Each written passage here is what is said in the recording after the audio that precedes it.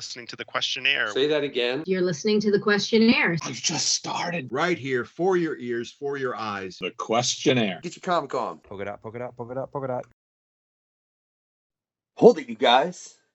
I think I heard something. Yeah, that, ladies and gentlemen, is a quest. Yeah, this is the Questionnaire. I am the unknown factor, aka that Wade Wilson of hip hop. But as usual, we ain't on hip hop today, man. We're just questing along. I hope, man.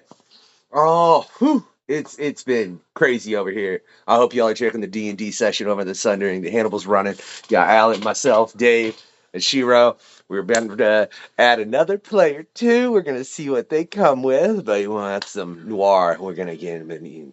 That's a different point altogether. We're not getting into that, as well as all the great past guests we've had, man. Season 2 has been phenomenal, and normally there's a co-host, but there's a lot of shows, and it's madness, and Hannibal's right. There really should be more people running that, but we're still gonna run it, man, and that's what we're gonna do. Might get a little cryptic, right? Might talk about some monsters. Yeah, might get into some alien things, right? Right? With that, we got Robert. Yeah, man, I'm gonna butcher it. I'm so bad with names, Robert. You know that? Hey, it's Jeschonek. Jeschonek, see? And I won't say it again during this whole interview. Robert, look, Fabian's been on several times. I'll butcher his last name every time he's on. I'm gonna do it intentionally next time he's on. I'm gonna do it intentionally when I see him up at Grand Rapids here in a little while. Just amazing. He's like, man, you can't get my last name right. I'm like, no, I can't. I don't get anybody's last name right, man. I don't even get some people's first names right, Robert. That's besides the point, neither here nor there, right? It is a pleasure to welcome you to the Questionnaire. Look at that, man. I made that rhyme, and it wasn't even intentional. That's why they don't like me. That's why. Butcher it as much as you want, as long as it's part of a cool freestyle. Just whatever. But look, man, that's why they don't like me up here in that particular scene in Indiana. But that's neither here nor there, because they can't run it and come up. But whatever. That's not the point. We're getting into comics, right? We talked a little bit about my background and things that have happened to me on the pre-show, and Lord knows what we'll get into the after show, right? But right now, we're getting these some General Mariners, man. And I gotta say, the Legends of Indie Comics, right, is a thing. We were conversing a little bit about it before the show, and I think that's, Robert, just very, very intriguing, right? To be able to do that, and the fact that you're doing it in a prose form. Mm-hmm. I want to know, before we even get in. Well, no, just give the people an initial pitch of what this is, man. Let them know out there. You know what I mean? Okay. The short story is it's a collection of stories, prose fiction stories, written about indie comics characters primarily from the 80s, right, and the early 90s, and then a few from after that, who were really well known, well loved, and these stories are written by their creators, their original creators. Now, a lot of these characters have been kind of mothballed for a while, so to speak. They haven't been out in the forefront. And so a lot of people might not know them. A lot of people do remember and love them and would love to see new stories about them. But then for new people, people to whom these characters are new, it's an opportunity to discover them for the first time. So they're all together in this book of prose stories. And now look, over here, man, we've had a lot of people come on that are doing projects that are anthology type projects. I mean, the ones that specifically come to mind off the top of my hand is Pots and Panels and the Infinity Engine. I really hope I have that right. And you can go check the quest where we got into those. And I mean, they're very interesting concepts. And just the effort, because these are both the things that I just referred to are things that had a number of creators involved with them, like a lot of creators. So, firstly, what made you look at this and go, yeah, I want to have to deal with contacting all of these people and looping all of this together? Because that in itself, let's be frank, is a headache. Yeah. I might have experience, but not on making a comic book end a different end. But that's besides the point, right? And well, hey, man, sometimes I get putting the pan cons together are a pain in my neck, man. I love them, right? Having a group of guys together or girls, whatever, just creators talking whatever, but putting them together to where it's I need 5 creators all at once, that ain't fun. So at least you ain't Yeah. gotta like have them on that kind of like, I need you here for this hour, particularly all of you. I don't think that probably ever happens. Right? No, no, not usually, not in this case. So, No. so what made you decide, looking at this, that you were going to go through the trouble of that, and what made the idea pop in your head in the first place at all? It was just like this fever dream that I had. I don't know. I came up with it a couple of years back, and I thought, this is something. It was just like a dream project. I thought, I wonder if I could do this and pull these different creators together and these different characters, because like these are characters I loved back in the 80s. I mean, I can't emphasize enough. I don't know exactly what your age level is. But you might or might not remember some of these people, some of these like Concrete by Paul Chadwick, John Sable, Freelance by Mike Grell, Grimjack by John Ostrander, like Cerebus. You've heard of Cerebus, of course. You know So Cerebus. yeah, okay. I was So born in '83, so if you're starting in the okay, '80s, like that's not that I don't have knowledge in yeah, comics that predates myself, yeah, you know, but it is certain, like I think most of my comic knowledge that predates myself right, doesn't so much go into the indie; it sticks more to the big two than it, and yeah, in all honesty, it sticks more to Marvel than anything right, else. If I'm gonna just be blatantly honest, which I yeah, like to be. yeah. Um, But like if you were a little older back then, right? And these characters, when these characters rolled out, it was like a real revolution. It was something super cool because until then we really just had like DC and Marvel, and they were putting out some great material. There's a lot of stuff that we loved, as you said. I mean, you love Marvel material from the mid '80s. I mean, there's great stuff there, but this stuff was like different. It was more like what we think of today as indie comics, like Image Comics kind of stuff, right? That kind of level, like maturity, high quality artwork, high quality writing, and sort of, just it was a cut above some of the stuff that we were getting from DC and Marvel back then. So it was just like when you were around back then, it was just like boom, this just big bang of crazy stuff, and it was just it was amazing. So I wanted to like try to pay tribute to that and bring some of that forward, bring some of that energy into the modern age, and to help people also to see that this was kind of the beginning of what comics have become today in a good way, right? This big, because we have so many titles now, so many characters, so many creators involved. And this was really kind of the starting point back in the mid 80s when a lot of that stuff started breaking loose. and I think that's important, and I think it's funny. I think there are so many people out there, even nowadays, that one consume comic book medium. Like they consume the medium in some form. It might not be the actual comic book, but then we'll still relate comic books to nothing more than capes and tights. Dude, you watch Hmm. The Walking Dead? Can I just, you know what I Right. mean? Oh yeah. I mean, that's yeah, to say the least. That was a revolutionary work of it in its own right, and has been a huge success on TV and in so many other ways too, games and toys and everything else. But I don't know if it would have come to pass the same way that it did if not for these creators back in the 80s. There were companies like First Comics, Eclipse, Vortex. These are just outfits that kind of like blew up in that time period, and we're just putting out a lot of material that was exceptionally good and different from anything that had come before. Yeah, So I think they did definitely pave the way for what we now have. you got me Absolutely. thinking because I remember Eclipse. Like Mhm. I remember bits of that, but the town I live in doesn't have a comic book store. They did. Oh Yeah, man, dude. I look, man. It's it's cool. tough. I drive. And I'll be going up there tomorrow. Um, Hmm. but I drive about an hour and a half to go hit Mage's Comics and Games. Dave's up there, who's one of the Yeah. co-hosts over here. I Mhm. love chatting with him, and it's a great comic book store if you are in the Indy or Greenwood area. For everybody out there watching, and so I got no problem driving. But the comic book store, the place that used to be the comic book store, they have comics, but it's all that old stuff. And it's funny, you sit here and talk about this, and I'm like, yeah, man, I can remember like flipping through all that because I'm going through like looking for certain things because like I don't have the Age of Apocalypse anymore, and I want it all again. And Yeah. And I'm sitting there like, I remember seeing First Comics, and I think I actually picked something up from First and Eclipse. I'm not going through that stack, Robert. We ain't got time. It'd be your whole interview. Uh, Here, man. Here's going to be your interview. I'm going to get in my comic box. That'd be terrible. But with this, then, and with the acknowledgement of what that was, and then the change that it brought, when you were getting Yeah. these individuals together, what Yeah. made you decide to just do it prose?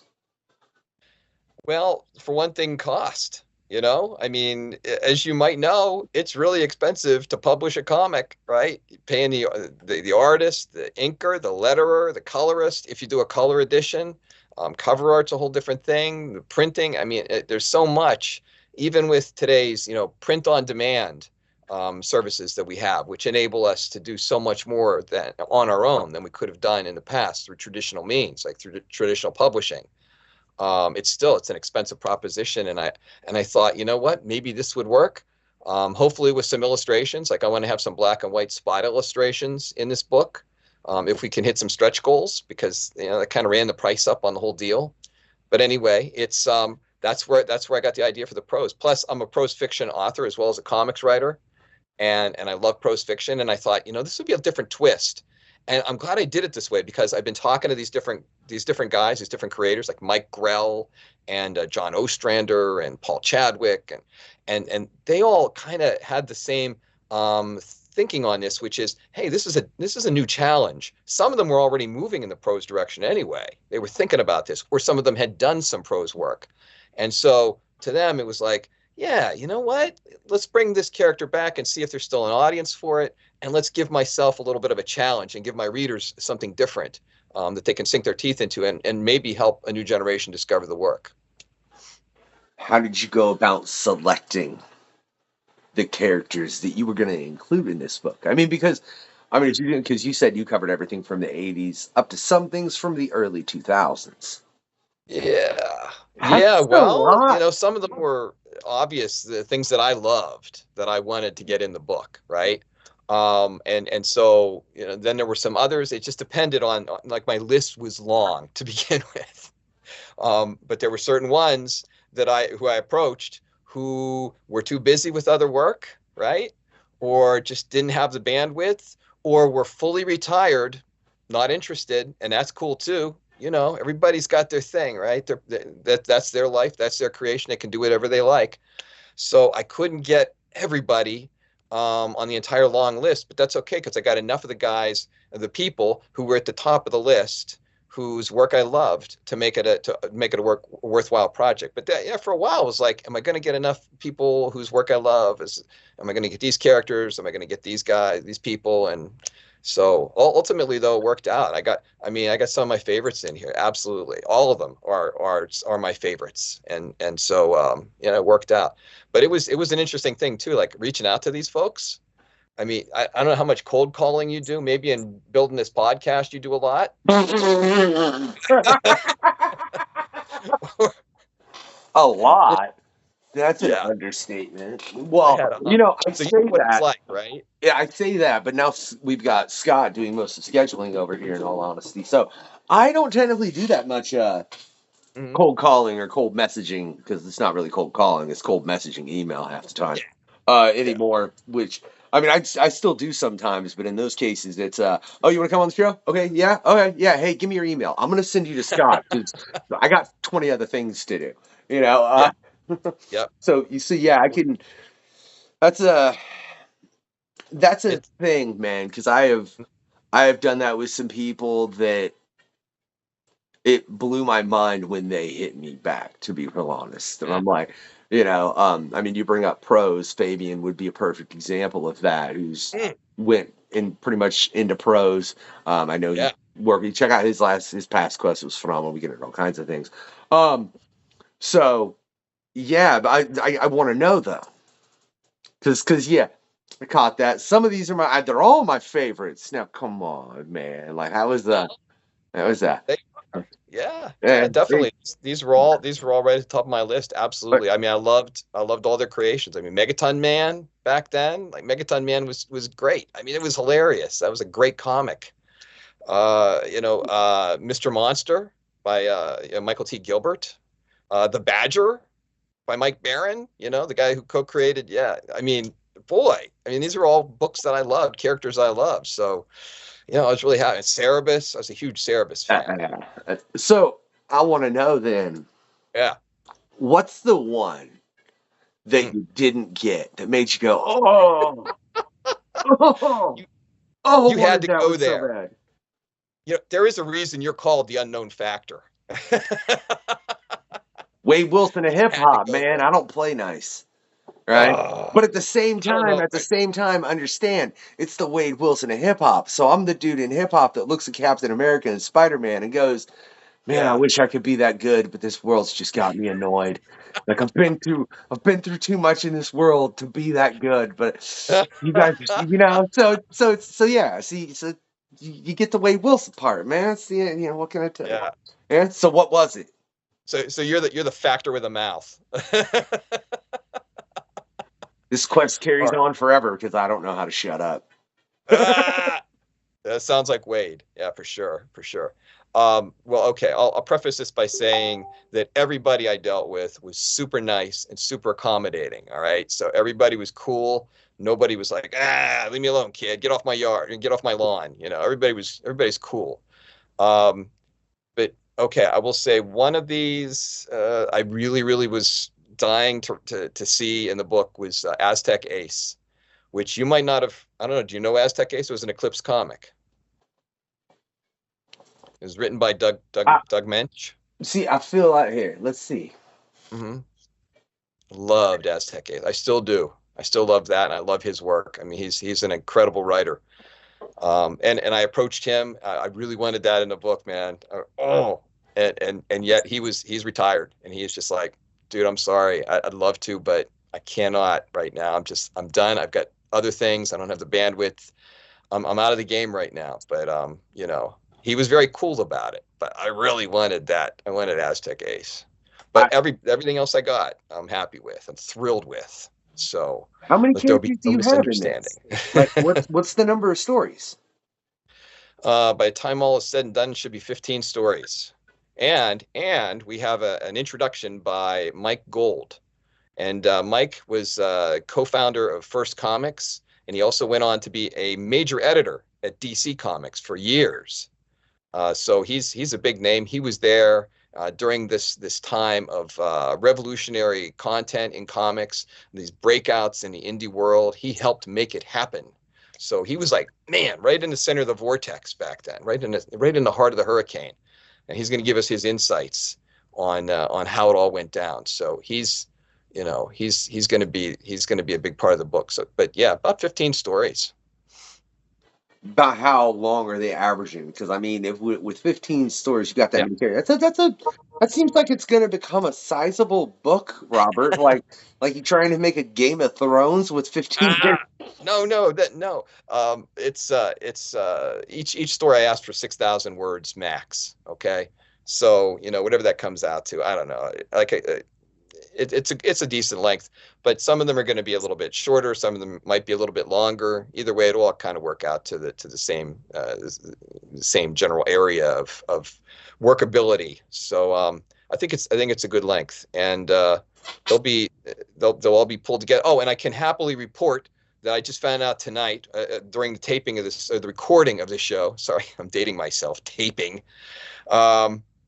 I can happily report we funded the Kickstarter campaign, which doesn't mean it's over. In fact, we're really hoping to hit some stretch goals so that we can get these black and white illustrations in the book and make some other great stuff happen. There's a link to the description to that Kickstarter, but I will say, this is why I need an editor. Because I had a thing that really got me backed up when I was doing the second night.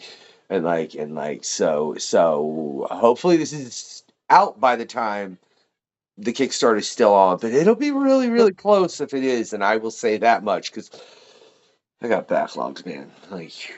And what do you do in a case like that, especially with a project like this?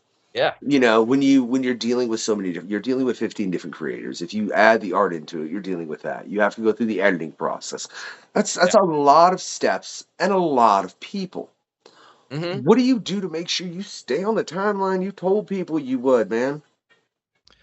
Well, I'm a professional.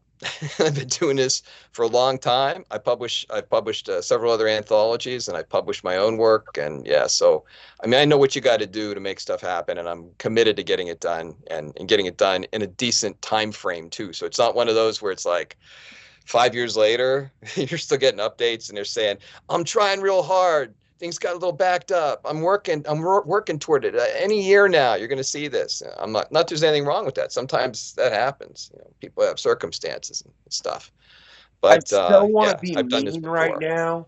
I so want to be mean to somebody right now, right now, and I'm having to I'm having to turn the hip hop part off. Like, don't do it, Factor.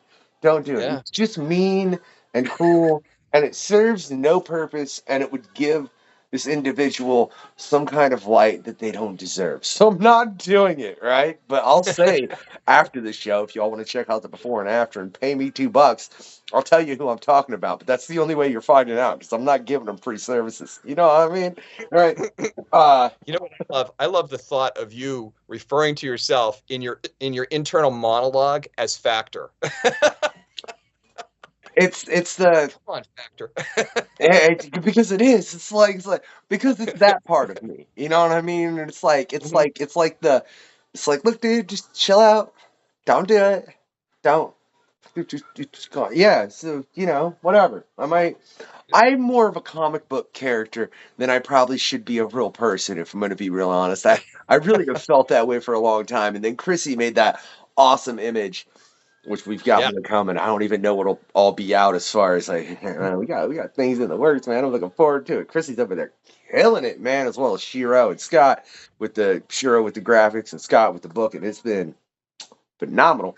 Um, Ah, but yeah, so I was like, yeah, that seems more where I should be than where I am, because this world doesn't have stories that make sense. mhm. You want to talk Yeah. politics? You're in the U.S. Mhm.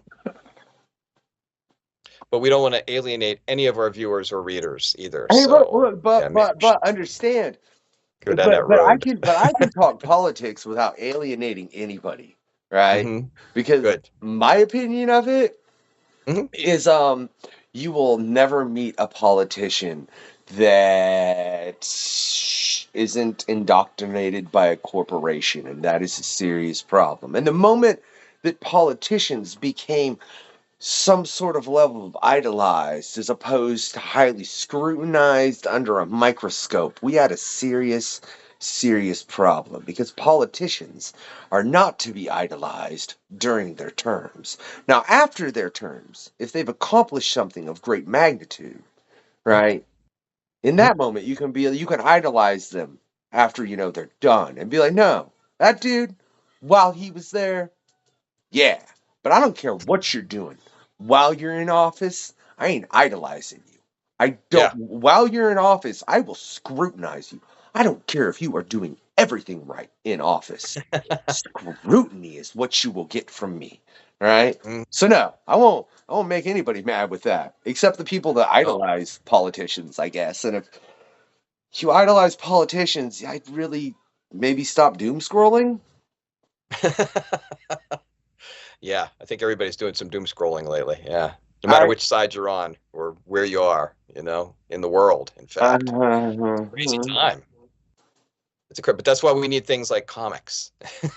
We need escapism, and also creative work that helps us to think about things in a critical way, and helps us to think of creative new approaches to doing things, to living our lives, and to somehow making sense of things in a way that at least makes them bearable and maybe does the least possible damage to our fellow humans, right?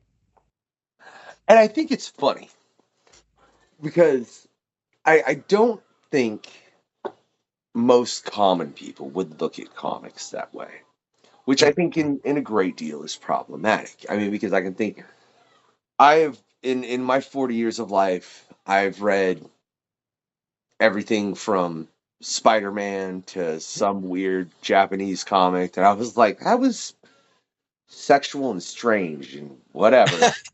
And, hey, look, man, I You was need to be like, more specific. well, I was like, probably like 18, 19. I've been collecting comics for a long time, and I was like looking through previews, and my brain was like, once I just have to see one at least. You know what I Yeah. mean? Of like one of these like comics that's like, well, that was something. Okay, Yeah. I mean, if it floats your boat, it floats your boat. That's fine. I got no kind of problem if Yeah. it does. But I've read also everything in between. You know what I mean? And I think it's funny that people lack the grasp of everything that's covered in comics, man. Because I mean, like The Deadliest Bouquet by Erica Schultz. Have you read that? No, I haven't, but I'm familiar with her work. I'll have to check that out. Yeah. It's the book that got picked up by Image before the kid. And I love Erica. She's the co-host over here. I've got all the love for the world in Erica, man. She sent a couple care packages to me that were just nice, man. And I've literally never read anything by her that I didn't think like, hey, that was good, man. And it had like deep messages in it. But the Deadliest Bouquet is something that's based in the real world. That Yeah. like, could actually, the whole premise of that could happen. It's feasible, Huh? you know. Yeah. And I mean, she clearly writes things that couldn't, like Hollow's Eve, or at least I hope they don't. That'd be really freaking scary. Uh, but I don't think people get the depths of everything that's there. Yeah. Why do you think, especially, I mean, you're referring to characters from the 80s that are the Yeah. reason that started going to that depths of things? And I mean, if you go farther back than that and look at comics and, go into the comics that were more pirate and oriented, more horror oriented, more detective oriented, they covered a lot of different subjects. What's up, Scotty? Why do you think Yeah. that people don't grasp that even today? That it's a whole depth, and they just think tights and spandexes. Yeah, that's a great question. I think people are, most of us are initially attracted to comics by, as you said, tights and spandex, the colors, right? Bright colors, battles, special effects, things like that, whether it's on the page or on the screen. Um, but then I think as long as there's some kind of strong underlying message, even if people are not like keyed in on that and saying, "Oh, I feel that I've been illuminated in some way by this message that's coming through under this slugfest." Or this multiversal adventure quest thing, even if they don't think that consciously, these kind of messages can get through and can impact them in a positive way. But I know what you're saying, and people don't necessarily always sit down and analyze comics that way, but some do. I mean, I've read some great stuff and great reviews on that kind of content. There are people out there who are looking for messages, who are looking for symbolism and depth in work, not just in comics, by the way. I mean, the same could be said of hip hop, music in general, right? Film, literature, any kind of art form. I mean, you got to dig in, and a lot of people, you're attracted by the surface, you're attracted by the flash, the glitter, and then hopefully you pick up what's underneath that, even if it's not on a conscious level. So I agree with you, though. I think most people are kind of like, "Hey, this is cool. I like the special effects, and that was great." But especially emotional truth, I think that definitely punches through. And impacts people as long as it's genuine, as long as it comes from a genuine place and it's expressed in a strong, sincere, grounded way. I think that punches through more than anything. Like if you're like, who couldn't identify with Wade Wilson, for example, and I what hope he's been most through. I people mean, wait. there's a character like I'm sorry to cut you off. Like he's just like mockery, craziness, violence, ultra violence, and yet, like, I mean, this is a guy who has suffered. He has been through hell so many ways, and yet he continues to aspire to be a better person and to help, shape life in some different way that for his family, for his immediate family, his found family of friends and people. So. It's, firstly, I hope most people don't relate to Wade Wilson like I do, Robert. I'm gonna say Mm. that for their sanity's sake, right? Um, I'm, and I say that entirely sincerely with no jest. And at the same time, like in running this show, I know there are things that when I read as a kid, they affected me in ways that I didn't even realize Yeah. until a long time. Like Fred Kennedy, great guy. Mhm. We were having a conversation, or well, no, the first time he was on. Uh, for the longest time, I was like, I don't like Superman. I don't like Superman. I don't like the premise of Superman. I think it is at the what turned into the very end of Fred's quest. Mind you, it was a great quest. He's been on since. He's got Dead Romans 2's coming out from him and Nick. I recommend you all check it out.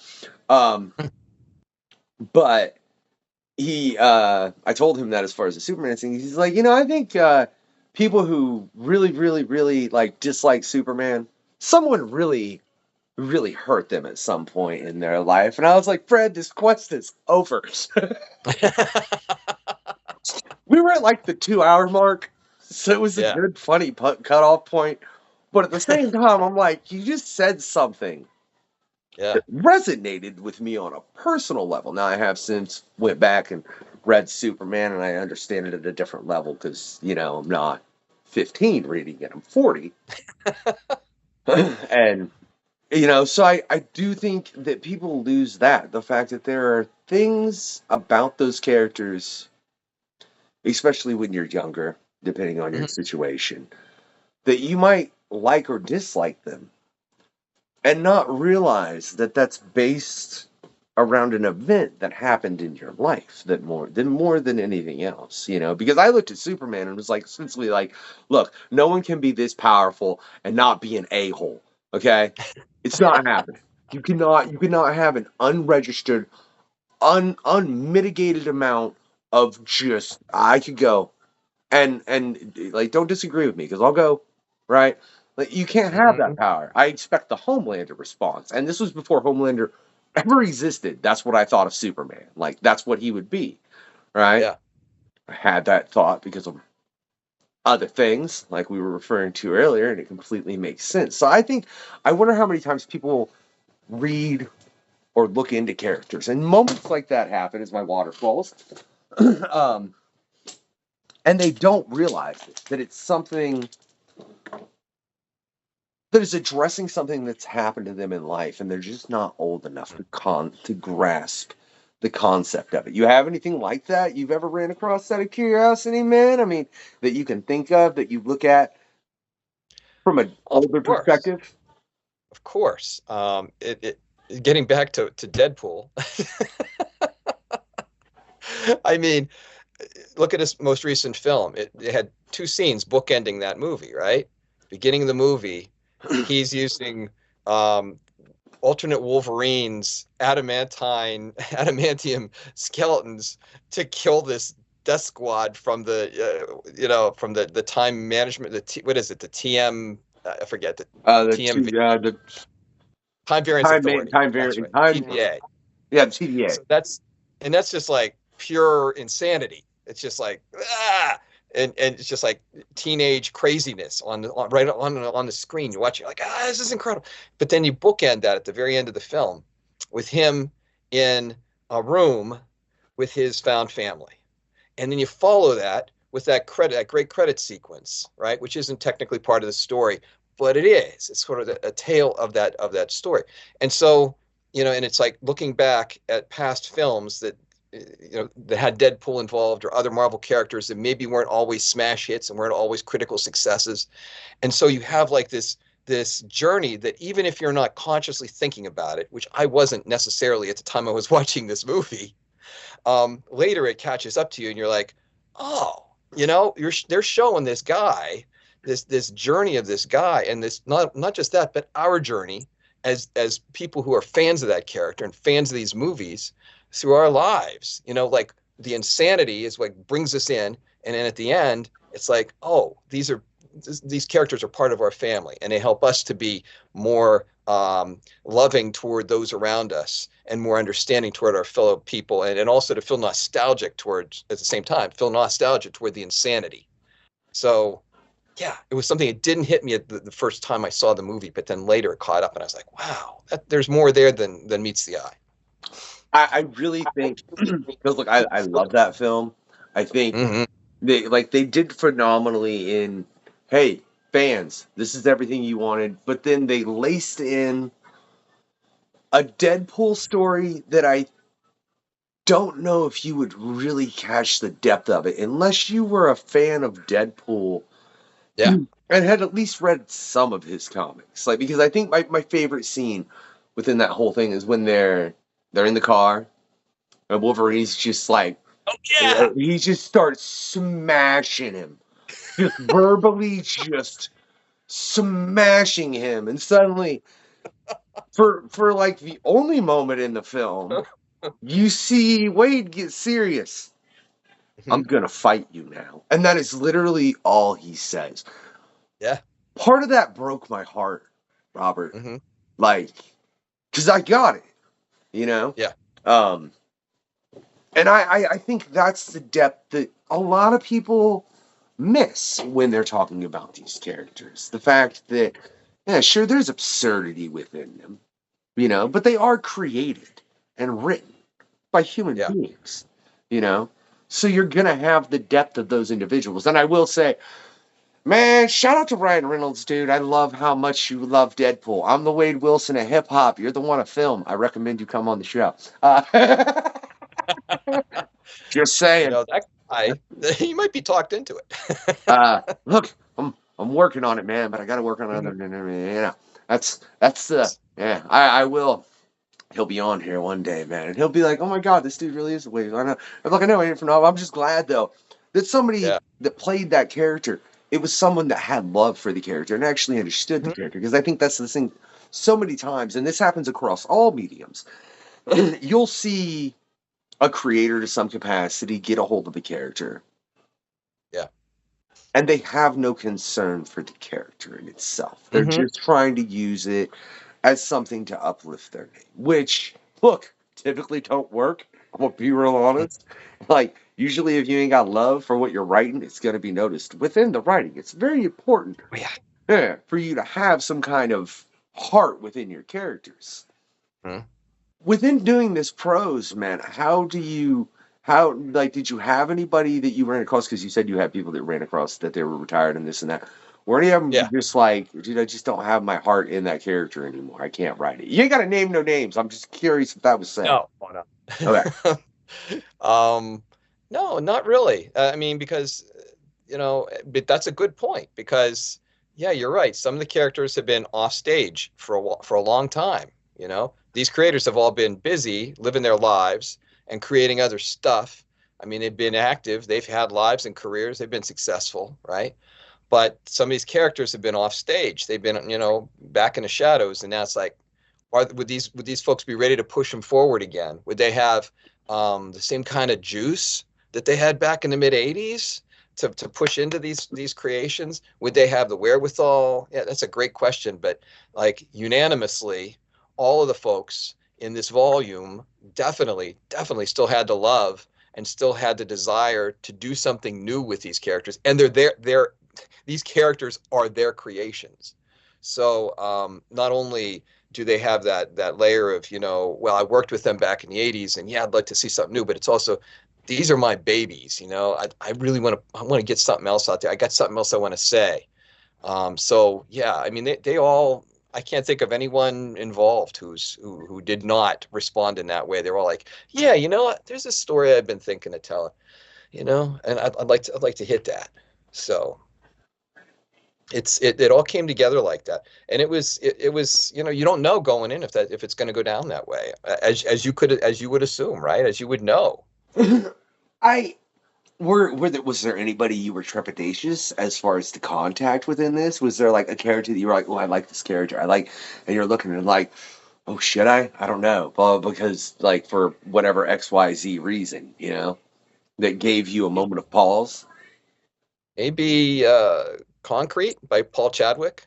Concrete was, I mean, back in the day, Concrete was hugely popular, super critically acclaimed, sold lots and lots of comics. And if you haven't read the original work, right, I highly recommend it. Factor. I hope you will dig those up if you haven't read them Stop, already. right? I got enough of a brief. Every time, look, I swear, the creators that come on this show affect my Yeah. wallet and my personal time. And I'm not even talking about when they're on the show as far as personal time. I mean, y'all recommended books that I got to go find the time to read. Like you see this character, I mean, and he's like right in the middle behind me there. He's Yeah. that rocky figure, and you might think, oh, he's sort of like a character, sort of like the Thing, or like Block from the Legion of Superheroes, or whatever, like another stony, rocky character. But in actuality, it's a very human a story of this guy who's trapped in this body that was created by aliens, right? But you know, I know there were aliens involved, but it's a very mature story, and it's very poetic at its heart, because this guy's in this new body, and yet he becomes more human through the experience of being trapped in this alien rock type body, and having the experiences that he's able to have in this form, the adventures that he can have, and the explorations that he can accomplish, and he becomes more engaged as a human. So you know, that was something so huge. And I was a little trepidatious. Yeah, I reached out to Paul, and he's like, yeah, sure. So, I mean, it was great.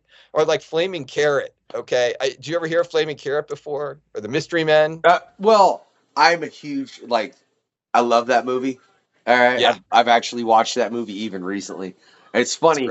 The main thing I think is, like, I wonder if they did that now, if they put Flaming Carrot in it, you know? Because I remember, I mean, I remember the article from Wizard, you know, about Mystery Men, with them discussing, you know, they decided to change it because they didn't know if audience would accept a dude that's head was a giant carrot that was on fire. And I will say at the time, yeah, probably not. It was probably a really good choice, you know, just like The Mask. They did it the way they did. If they'd have done it like the comic, it probably wouldn't have worked. You know, I agree. I recommend remaking or reboots of both of those personally, and let's make them more comic accurate. Right. Yeah. Yeah. But yeah, no, phenomenal character. But for the folks out there who aren't familiar with Mystery Men, or they might know the Mystery Men movie, you know, but my God, it had, you know, Ben Stiller and William H. Macy, and I mean, great cast. Janine Garofalo, and it's really good. It's really, and those characters were created by Bob Burden, who created Flaming Carrot, who's right over my shoulder here, and Flaming Carrot. Back in the day, it's huge. Pulse. Do me a favor. Shift to your right a little bit. Ah, dude, I didn't notice you had Flaming Carrot on there. Yeah, he's right. Until yeah, I didn't. Yeah, that's you. Like what? I go ahead. He's in that book, and he was one of my favorite characters because he's just purely surreal.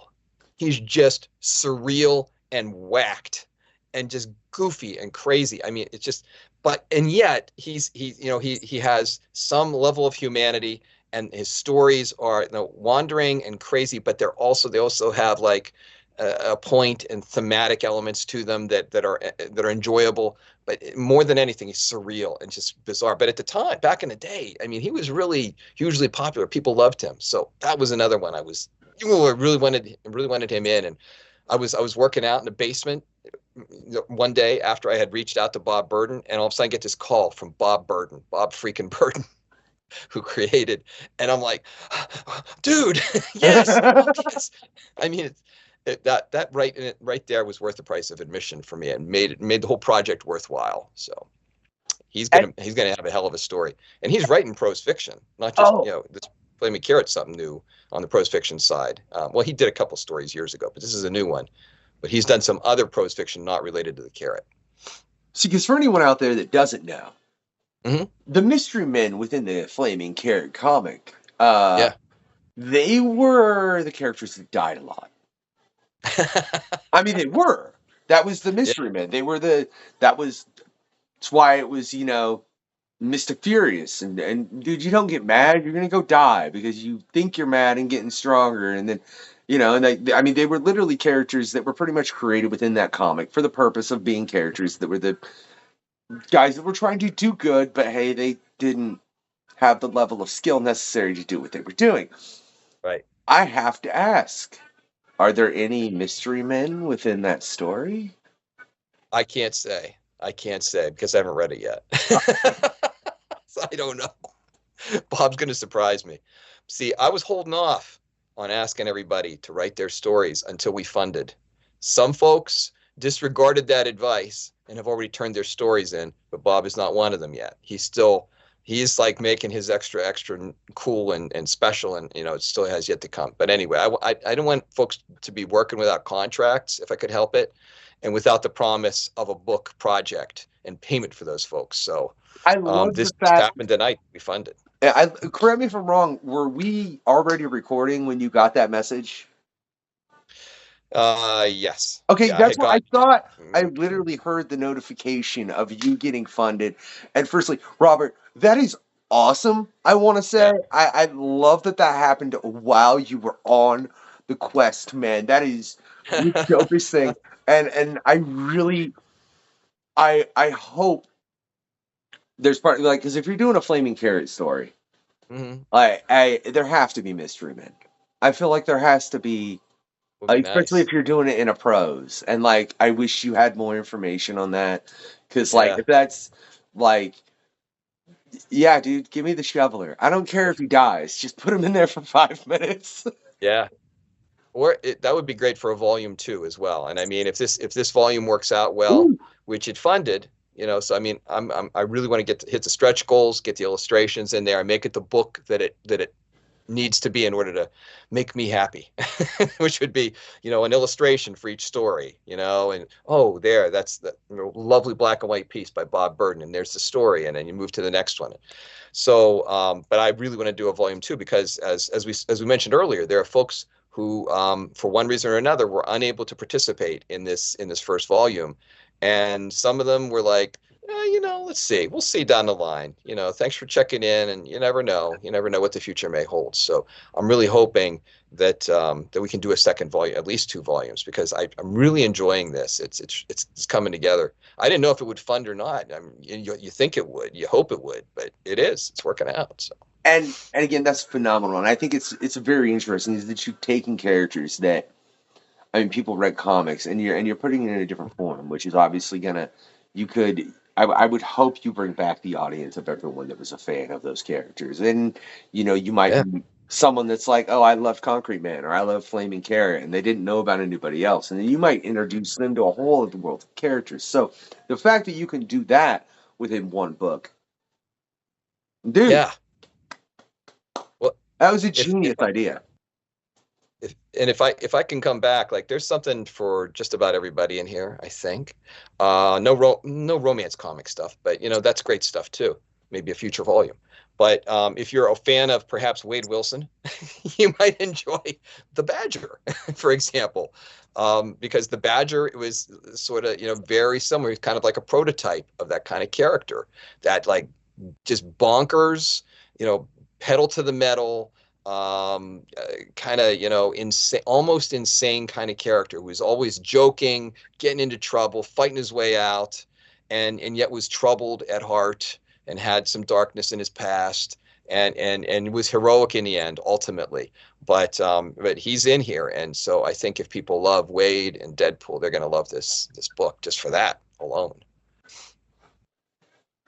How do you go about marketing this book, Robert? Because I mean, it's it's a great concept, but at the same time, with the way that it is so many different stories, how do you make sure that you reach everyone that would be a fan of this book? Because obviously you're going to have people that are going to be fans of one, have no idea who some of the others are, maybe a fan of a Yeah, couple, and and maybe know them all and be like, oh, I like those too, but that guy right there, that guy, you know what I mean? I mean, it's gonna happen. It's yeah. bound to, right? Oh, So how do yeah. you make sure you market it properly to make sure it gets to people that all knew these characters back in Man, those days?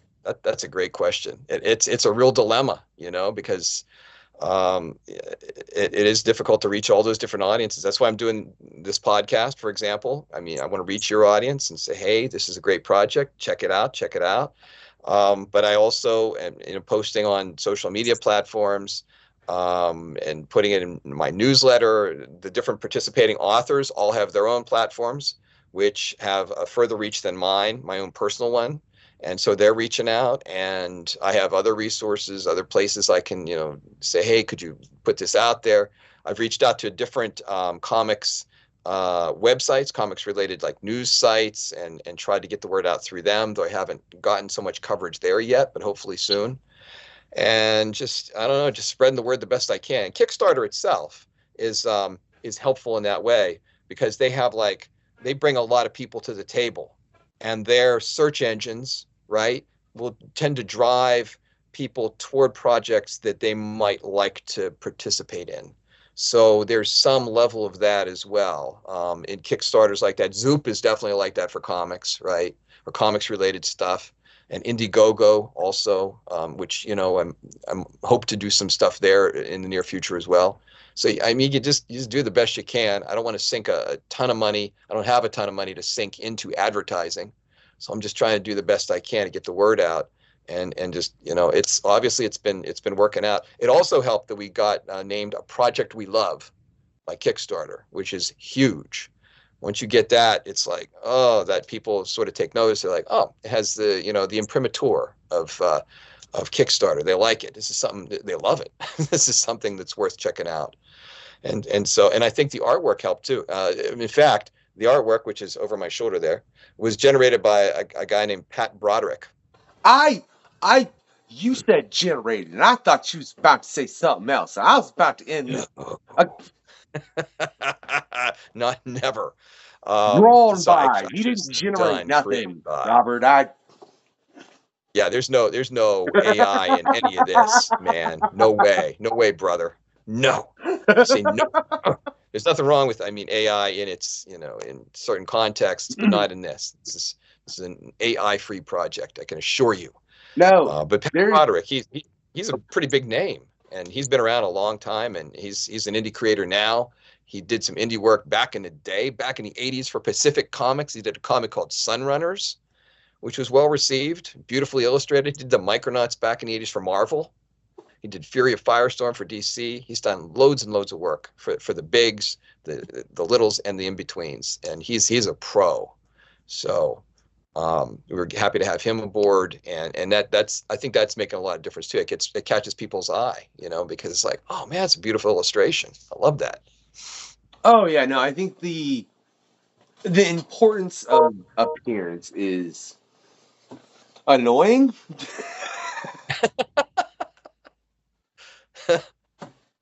Yeah. I don't know how to look. That's not my side, dude. You can give me $1 billion and I'm gonna be like, all right, well, I'm gonna have my jeans fitted, but short of that, it's jeans and a t-shirt. Leave me alone. Like I'm gonna make sure my jeans fit me like perfect. Yeah. Why not? But I'm still gonna go just get some jeans and then throw them at a tailor and go measure me and make these perfect. And that's gonna be the extent of my wardrobe, man. I'm the dude that would. Yeah, just no. I don't have it in me to the aesthetic to a certain degree. To me is like as long as it's clean and I'm good. It's true though. I publish a lot of other material, and covers are all important. That image, that first, that the first thing you see. I facetiously say to the interns. I work with college interns from all over the country, like New York University, Johns Hopkins, all kind of different, University of Michigan, University of Virginia, University of Iowa, all these different colleges, and all, gives them a little bit of a knowledge sharing experience. Let's say, here's what it's like in publishing today. Here's what you need to know. And I will say, and I'm being facetious, but I'll say the cover is more important than the contents of the book, right? And I'm being facetious, but it's also kind of true a little bit,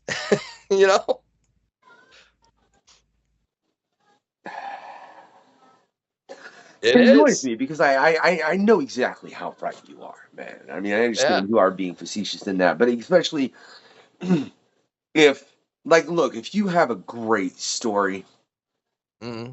and it's your first issue and that cover sucks. Yeah. It's probably going to be your last issue. Yep. Like, regardless of how, like, I don't care how good that story is. That story could be the best thing ever written in the span of human history. If the cover sucks, Yep. you're not going to get to continue that story at all. Which is, Oh, it's that whole people judge a book by its cover too much, even though it's said not to. People don't pay no damn attention.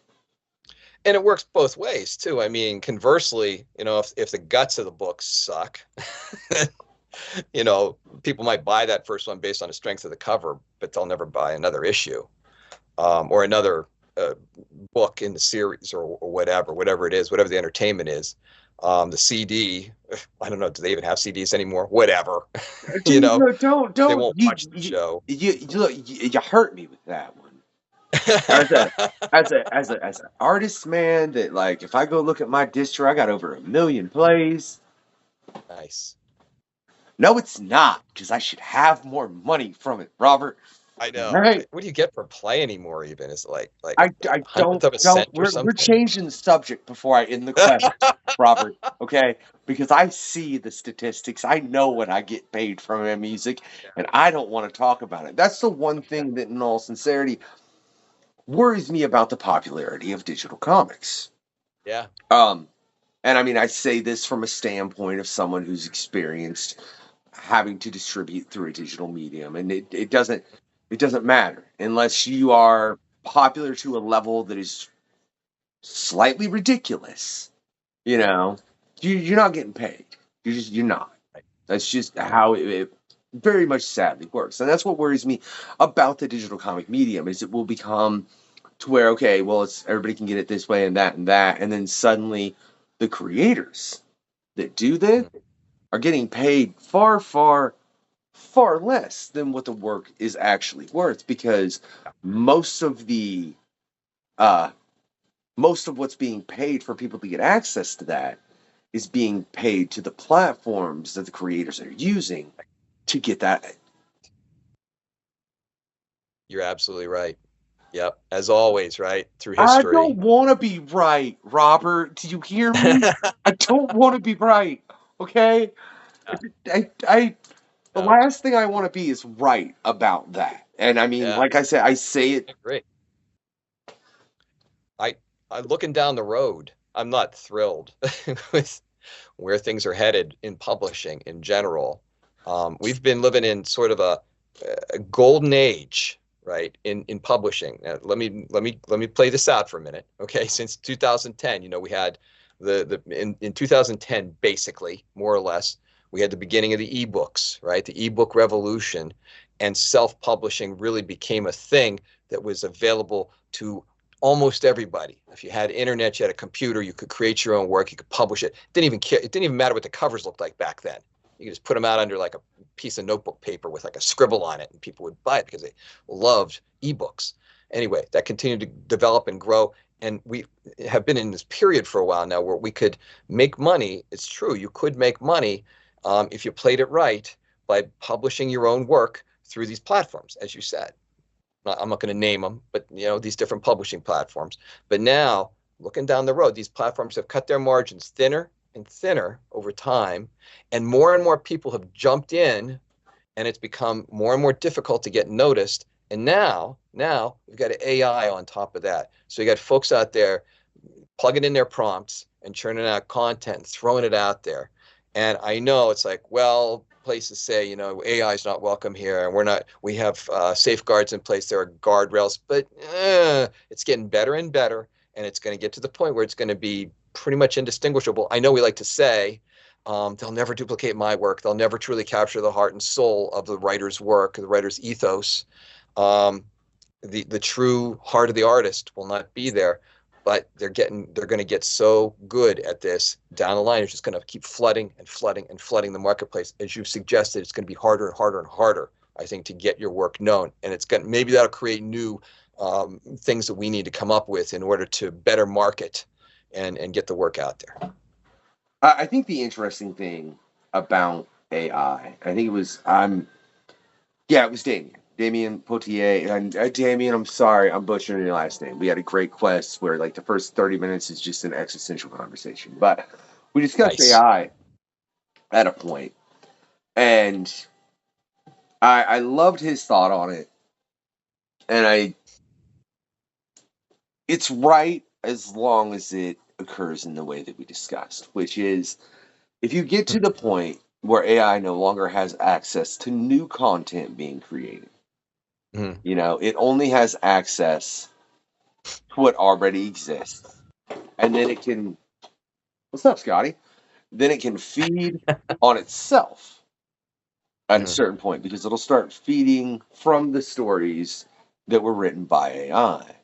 Mm. Eventually, it will loop on itself so much it will cause a cycle of death. You know, Interesting. I mean, and I hope that's what happens as far as it Yeah. being used in the entertainment medium. Yeah.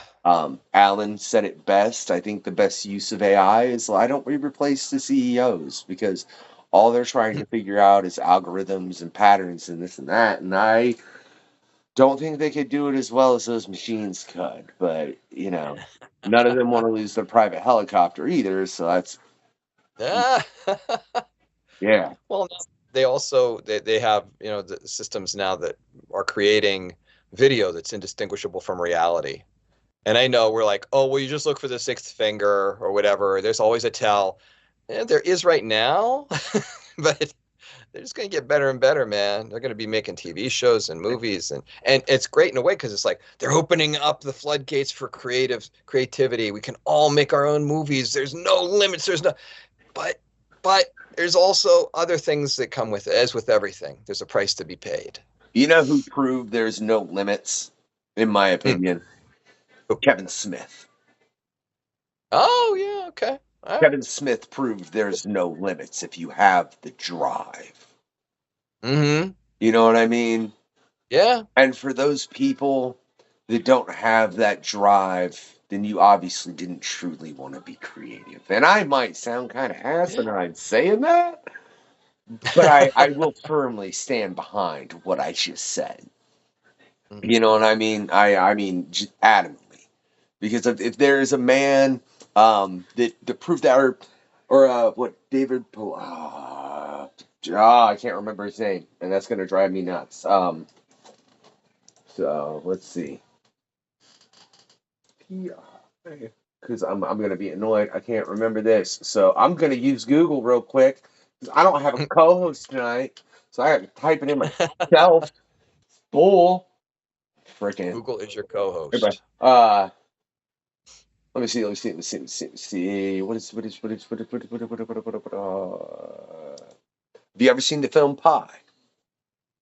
Yes. You mean like, oh yeah, yeah, yeah, yeah. No, okay. Yeah, I have. I have Yeah. seen that. It's a great movie. Darren Yes. Androfsky. Darren Androfsky Yes. is Yes. another individual, in my opinion, that proves Mm-hmm. if you have the drive, something's there. Yeah. Because those are two people that went on to have very great, very long, still continuing, even though Yeah. Kevin had a heart attack and a mental breakdown, and I love you, man. Uh, Oh, he's they're still playing. still pushing on. You know what I mean? And they started ostensibly with looking at it and being like, you know what? I'm gonna do this. Yeah. And no one's gonna stop me from doing this. And you know what they didn't need? AI. And I think Yeah. AI will ostensibly just do it to where it will dumb us down as a society, I think is my greatest fear about it. It's not even my fear of AI at this point isn't, oh my gosh, Terminator, Matrix, blah blah blah, that's gonna happen. No, my fear of AI is Wally. Mm. Okay. Like the movie. Yeah. Yeah, I'm good. I'm good. That is not where society needs to go. Right. It is a bad thing. But I mean, if you really look at the uses of AI right now, I think it's far Yeah. more likely to lead to that than it ever is to lead to, like, why would the AI think it's a good idea to take us out when they could just put us on put us on pedestals and be like, all right, you guys are too big to walk now. So you just scoot around and watch what we make and shut up and we'll shove tubes in you and you'll be fine. And you know, if we, yeah, and that's all it is. I mean, I think Hmm. that's far more likely of a course in our actual world Yeah. than a T-1000 being in existence and Mhm. thinking, I'm going to go shoot all the humans. Why does it need to shoot all the humans when everybody's willing to go stare at the screen and dumb themselves down? Like, it's not necessary. The conflict will not be necessary with humanity because we have made it a non-factor. I didn't mean to play on my name like that, but yeah. Yeah, I noticed. Yeah, I caught it. No, I didn't even mean to. I mean, we have. That's what we've done. Yeah. It's been, and we've allowed it to be done to us. You know, so I think it's important for people to take moments and realize, man, like, look, I use TikTok for this show. I hate that I post videos on TikTok for this show. It hurts my brain a little because I don't use TikTok unless I'm posting videos for this show, right? Right. Or like, you know, the few comic book creators that actually are on TikTok, there's not a freaking lot. I'm actually making the number higher with the drops that I'm putting over there. There's so many comic book creators that are over on TikTok that never would have been if it wasn't for the fact that I came on this show. Well, we've been posting on there to promote this project. I've had as I said, I work with interns, college interns, and of course they grasp TikTok far more effectively than I ever possibly could. And they have some time to work on these videos. So I have them do these little cool videos to help. That's one of the things we've been doing right, I think, is helping people to become acquainted or reacquainted with these characters by doing these little character profiles. But they're real, short, and they got like, crazy music in the background and quick cuts, quick edits. Hey, wait, can you send those to me? Oh yeah, absolutely. Yeah. All right, y'all can check them out right now.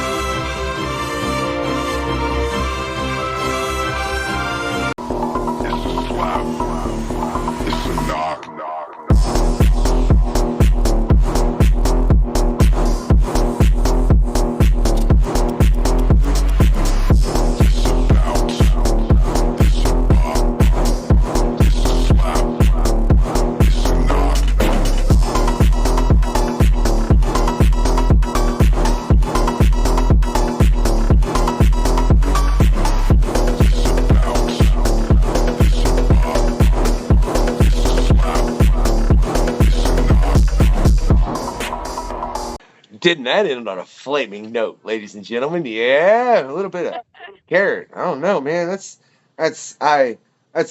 such a lovely, absurd character, and it's one I hope really gets a movie one day, Robert. Like I need, if there are two comic book movies that they've touched on in the past that, like, I need proper renditions of, which I need the flaming carrot and the Mystery Man with the flaming carrot.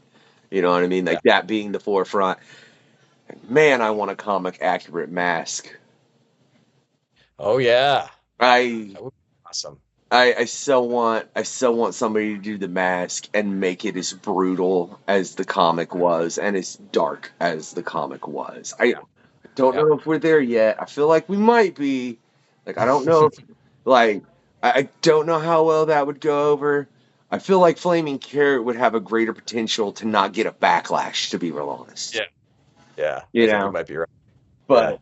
But if you could get Jim Carrey to come back, because look, that man fully has the depth to play the darkness that is from the comic book. How fun would that be? Man. Yeah. Man, Hey, right, right. I it's the mean, age of the boys and Deadpool. I mean, there's no reason you can't go that dark and that crazy and that violent.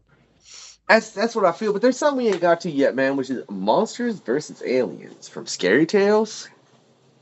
Yeah. I need a little touch of exactly what that is because I'll be honest, man. When I think monsters versus aliens, was it Pixar or DreamWorks? DreamWorks. Yeah, I think it was a DreamWorks. Yeah, Okay. movie. This is not affiliated with that in any way. It was just the title that we came up with. Now wait, it was Monsters versus Martian. I'm getting confused. Monsters versus Martians, I think, is the final title on that. Yeah. So it's a little bit different. Did I Well, put that's Monsters not versus what you Aliens? put. I was doing that in a hurry. Okay. All right. But it's a two issue miniseries, and it'll be a collected edition, and it's in affiliation with this. It's a small indie press. It's called Scary Tales. They did a series called Fractured Scary Tales that I wrote a bunch of short stories for. Well, short comic stories for, and they've done a bunch of other stuff as well. So this is one of their more recent projects. I don't know the exact publication date of it, but it's coming out sometime in the next couple of months. So What details can you give us in that? Because I assume it's not DreamWorks level kid friendly for some reason. no, you're right. No, it's like classic monsters, but not in the Universal motion picture dark universe style. But there's like Dracula, Frankenstein, what the Wolfman, all these different, and many more, and Mummy, all these different characters, and they're all working together to fight this Martian invasion. But it's a lot more complicated than that. And it is definitely dark. They don't actually want to work together. They're forced together by circumstances, and it gets pretty brutal by the end of the series. So I think it'll be a lot of fun, and I'm pretty sure your viewers will enjoy checking it out when it hits. Very, very intriguing. And then for anyone out there that wants to check out anything that's been discussed, there are all kinds of links in the description, both to the Kickstarter, right, as well as to Robert's website, to where you can find everything. Check it out, as well as a bunch of other links, Check out Major's Comics and Games. Support the show over at the Patreon, right? Find out some pre-show questionnaires.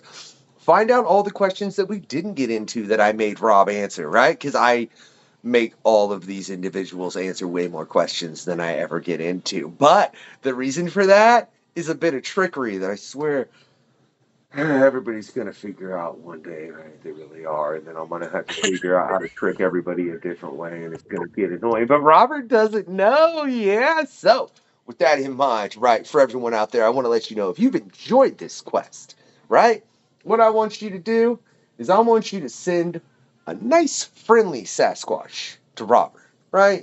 Chill one. It's like in a good mood, with just a big old, just like Gordon Ramsay level tuna casserole, right? Right? The Space 1999 Eagle One playset, right? To just sit down, chill, whoa, and have a couple Whatchamacallits for dessert, right? Right? With his new Sasquatch friend. Now, again, that is just if you've enjoyed the quest. If you haven't enjoyed the quest, I ask again, why are you here? Right? It's just been at least an hour of your life. Did you really sit for an hour of your life watching this going, because, dude, you could have turned it off. It's okay. And I say that as the man that really should be wanting you to watch this regardless of your feelings of it. If they're negative, bro, please go do something you enjoy. There's way too much in life, and life is way too short for you to do things just for the negative purpose of you just getting annoyed. I don't know. I don't get people. Right? But if you did do that and you hung around till this point for some weird, strange reason, what I want you to do, right? Yeah? Let's get you a bunch of poltergeists, some nice, real mean, nasty ghosts, right? Them ones that ain't so friendly, right? Right? Get them, cover them in shake and bake. I don't know exactly how you're gonna pull it off, but do it, right? Right? Then you send them directly to Robert to go. Don't worry, I'll be happy. Right? And while they're singing this song, they're just proceeding to tie him to a chair, turn on the Fantastic Four, Rise of the Silver Surfer, and go, don't worry, I'll be happy, and watch this movie, Robert, because this is now your eternity. Yeah! Right? But again, that's only if you didn't enjoy the quest. And sincerely, I hope if you sat through all of this, you did. And it's been a pleasure, right? Because, Robert, you've been a pleasure, man. It's been an absolute joy. Thanks. For everyone out there, I just want you all to do 3 more things. 1, always give it that thumbs up. 2, always get your comic on. Read. Don't doom scroll, right? Besides that, have a good night, y'all. This has been the questionnaire. Where's the link? Thanks for checking out the questionnaire. In the link below, yes? I will drop it like it's hot. That's another party. It's cool, man. I love it. The questionnaire. That is all.